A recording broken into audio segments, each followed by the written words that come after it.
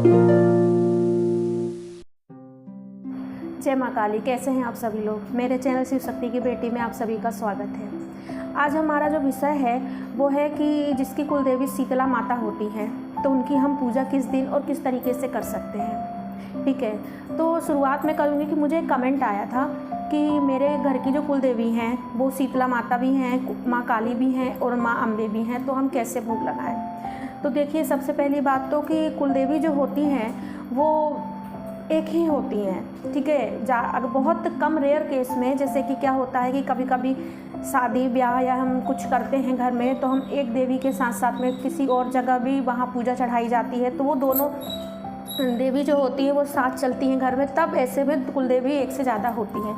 लेकिन कुल देवी जो होती हैं वो एक ही होती हैं। और आप कैसे जानेंगे? आप अपने पूर्वजों जो मतलब घर के हैं बड़े बुजुर्ग, आप उनसे पूछ सकते हैं, आप गोत्र से पता लगा सकते हैं, और नहीं गोत्र से पता लगा सकते हैं तो क्या होता है, जैसे आपके घर में जब शादी होती है तो नहीं दुल्हन की चुनरी चढ़ाई जाती है, दूल्हे का सेहरा चढ़ाया जाता है, जिस स्थान पर चढ़ाया जाता है वो उस घर में चाहे जिसकी भी शादी हो वहाँ पर ही, उसी जगह पर ही वो जो सामान है वो चढ़ाया जाता है, शादी का मुंडन करवाया जाता है बच्चों का। तो ऐसी जगह वो देवी जो होती हैं वो कुल देवी के रूप में चलती है। हमारे घर में कुल के में वो देवी चलती हैं। तो कुल देवी जो होती हैं वो एक ही होती हैं। लेकिन अगर आपको नहीं पता है और आपके मन में ये शंका है तो मैंने उनसे कही थी कि आप भोग लगा दीजिए एक दिन, किसी दिन, या तो आप हफ्ते में शनिवार को या शुक्रवार को भोग लगाइए। जो माता आगे चल रही होंगी आपके कुल में वो आपका भोग स्वीकार कर लेंगी। ठीक है, तो ये तो हुआ उनके प्रश्न का जवाब। और आज जो हम लोग बात करने जा रहे हैं शीतला माता के ऊपर से, ठीक है, जिनकी कुल देवी शीतला। अब शीतला माता का भी एक विशेष दिन होता है ना, तो उस दिन उनकी पूजा और सेवा की जाएगी। जैसे मेरे घर की जो कुल देवी हैं वो माँ काली हैं। ठीक है, वो मेरी ईष्ट भी हैं और कुल देवी भी हैं।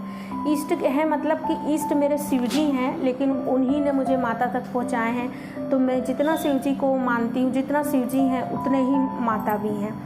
तो अगर कुल देवी जैसे मेरी काली माँ है तो मैं शनिवार को पूजा करती हूँ। ठीक है, अगर आपके घर में माता शीतला चल रही हैं, ठीक है ना, तो आप अगर हफ्ते में पूजा करना चाहते हैं तो आप मंगलवार के दिन या शुक्रवार के दिन, दो में से एक दिन उनकी पूजा कर सकते हैं। अगर ज़्यादा आप मतलब मैं कहूँ तो मंगलवार के दिन आप कीजिए। ठीक है, शुक्रवार को क्योंकि माँ काली का भी दिन होता है, मंगलवार के दिन माँ दुर्गा का भी दिन होता है, तो मंगलवार के दिन आप शीतला माता की पूजा कर सकते हैं। अब महीने की बात करूँ तो महीने में आप अष्टमी के दिन आप शीतला माता की पूजा कर सकते हैं। अब करेंगे कैसे? पहला तो जो नियम होता है ये होता है कि शीतला माता को गर्म खाना नहीं चलता, गर्म प्रसाद नहीं चलता, उनको ठंडा प्रसाद चलता है। ठीक है, उनको शीतल चीज़ें चलती हैं। अगर आप उनको खीर बना के दे रहे हैं तो ठंडी है, मालपुआ बना के दे रहे हैं तो ठंडा है। तो आप अगर महीने में पूजा कर रहे हैं तो आप अष्टमी के दिन पूजा कीजिए। अष्टमी को आप चौकी माता की लगा सकते हैं तो माँ की चौकी लगाइए। ठीक है, नहीं लगा सकते हैं तो आपके मंदिर में ही आप माता की अगर प्रतिमा हो तो उसके सामने, या आप माँ दुर्गा माँ के हुई शीतला माता मानकर आप उनको भोग प्रसाद, ओम शीतलाय नमः, ये मंत्र है जो शीतला माता का मंत्र है।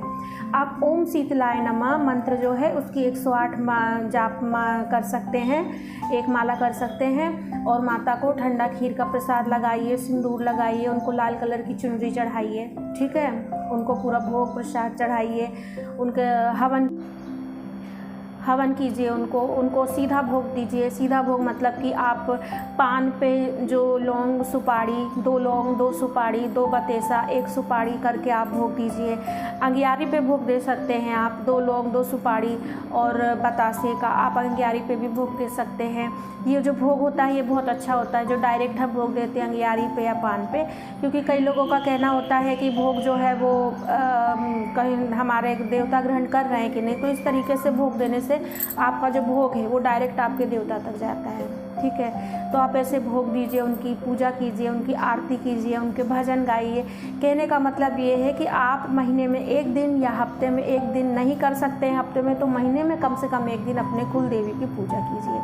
देखिए, मैं अपनी कई वीडियो में बता चुकी हूँ और मैं आपसे अब मैं खुद का अपना अनुभव है, क्योंकि इसलिए मैं आपसे बोल रही हूँ बिना कुल देवी की कृपा के आप किसी क्षेत्र में आगे नहीं बढ़ सकते, चाहे वो धन का क्षेत्र हो, चाहे रोजगार का क्षेत्र हो, चाहे शादी ब्याह का मामला हो, चाहे संतान प्राप्ति का हो। बिना कुल देवी के आप नहीं चल सकते। कृपा के बिना उनकी कृपा होगी तो आपके पितृ खुश होंगे, कुल देवी खुश होंगी तो आपके साथ कोई जादू टोना आपको कोई कुछ नहीं कर सकता, आपका कुछ नहीं बिगाड़ सकता। क्योंकि अगर आपके घर के दरवाजे पे आपके पितृ और कुल देवी खड़ी है रक्षा के लिए, तो कोई कितना भी बड़ा तांत्रिक होगा वो आपका तिल तक बाका नहीं कर सकता। तो मैं उम्मीद करती हूँ मेरी बात आपको समझ में आ रही होगी। चैनल को लाइक एंड सब्सक्राइब जरूर कीजिएगा। जय माता।